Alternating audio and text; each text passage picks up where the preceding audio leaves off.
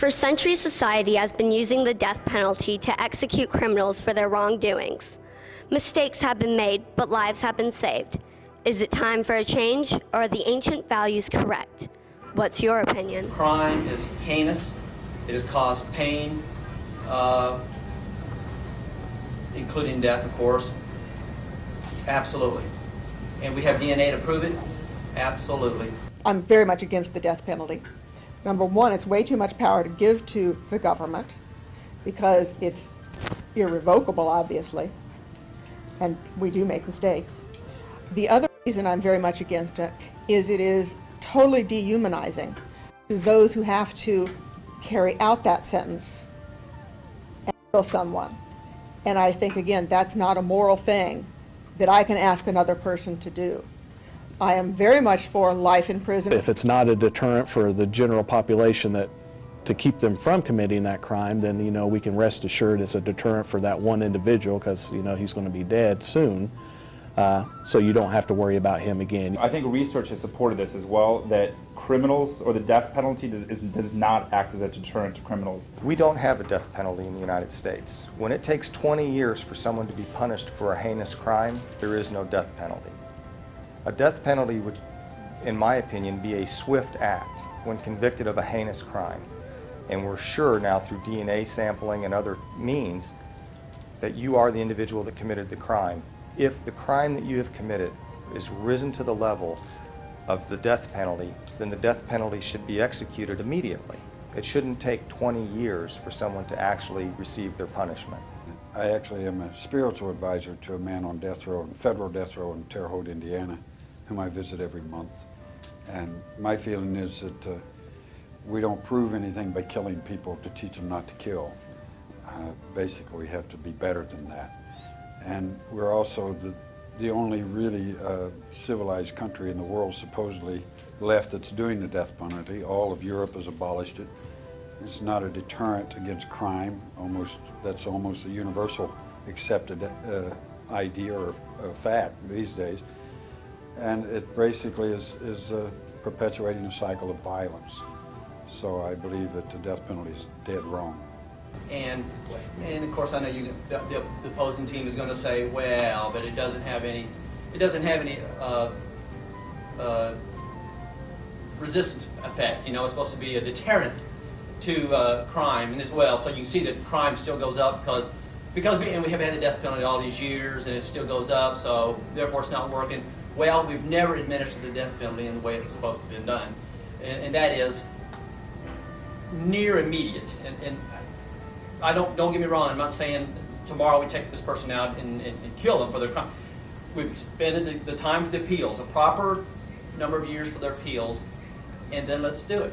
The word criminal can encompass so many different things. It could be one drug conviction for marijuana, or it could be a rape case or whatever.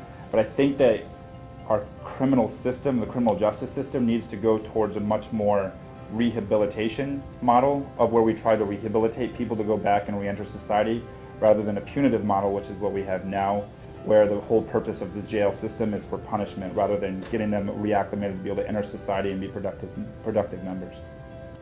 I am for the death penalty for crimes against children, especially sexual crimes. I have read a lot of research, and my sister is a federal probation officer, and most research points to evidence that crimes against children, sexual crimes against children, they are not able to be rehabilitated. And I see no reason. I just feel like not protecting our children in this country is absolutely one of the worst things that we do as a nation. And so it's really just the poor, the mentally ill, who end up on death row. And I think that's been the case all along. In fact, if you look at the history of the death penalty throughout history, it's always been basically reserved for the lower class. And it basically, I think it brutalizes our society. There are several studies that show that after an execution, violence goes up in society, murder rates go up in states with executions. And there's a spike right after an execution, actually, in most states that have it. when you have an execution that brutalizes. It's called a brutalization effect. You know, you keep them alive. I don't think they should have TV. I don't think they should have visits. I don't think they should get letters from home. I don't think they should be able to write and communicate with anyone else. I believe that should be pretty strict. But you know, you got to have a process like we have now, to where you get an execution date, so you maintain their health and well-being until that date, to where then it's, you know, everybody's in agreement that he should be, you know, whatever means they decide to use, but be put to death. Up until then, I don't think they need any comforts at all, just bare minimum to maintain their life.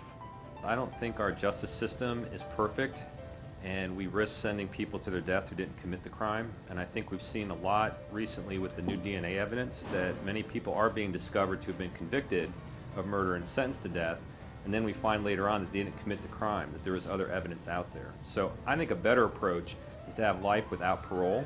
If you indeed have committed a murder, I think it's better to put somebody away from society where they can't harm again and keep them there.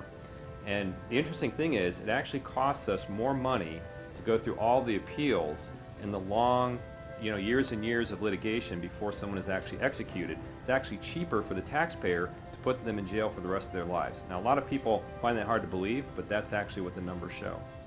It's not, I don't think you have to be for or against the death penalty to believe that people who are charged with capital crimes ought to get a decent defense. It's a basic constitutional protection, and it has nothing to do really with your support or opposition to the death penalty. This is about fairness and the process by which people who have committed these kinds of crimes are judged. And what we're finding is that in these states, at least, that judgment is coming up short. Let's have it within a year or two, so that it's more of an immediate effect. I mean, it doesn't have the deterrent effect, because we let them have 15, 20 years before they're executed. It's like some of these criminals that commit these terrible, heinous crimes, they know they're going to sit in jail for 15, 20 years. It's not like they feel the effect of the death penalty. And it will definitely be a deterrent if we let the appeals process go short, and then we execute them very quickly. I meet with a man on death row. As I said, he wrote and asked me to help him get ready to die. And I said, you know, I've helped a lot of people get ready to die. I'm a minister. It's one of the things I do. But I've never helped a person get ready to be murdered before. And so it's going to take some time. He, at that time, had given up his appeals and was going to be executed. And I convinced him to pick up his appeals again and stay alive so we could get to know each other. He was born with fetal alcohol syndrome, extreme poverty in West Virginia, a very abusive childhood, got on drugs, methamphetamines and other serious drugs, and committed crimes for which he's very sorry. Not long ago, after a visit, I visit him 3 hours every month. I go over and sit with him for about 3 hours. And he wrote me the next day after one of those visits. I got a letter and said, for the first time in many years, after your visit yesterday, I woke up this morning and saw a man, looked in the mirror, and saw a man who had made serious mistakes instead of a monster. And so he's learning to forgive himself, and he's learning that the forgiveness, that I believe forgiveness comes to all of us, and he's able to do that. So they're people, just like you and I think we're better than this. We can join the rest of the civilized world and abolish this barbaric tradition.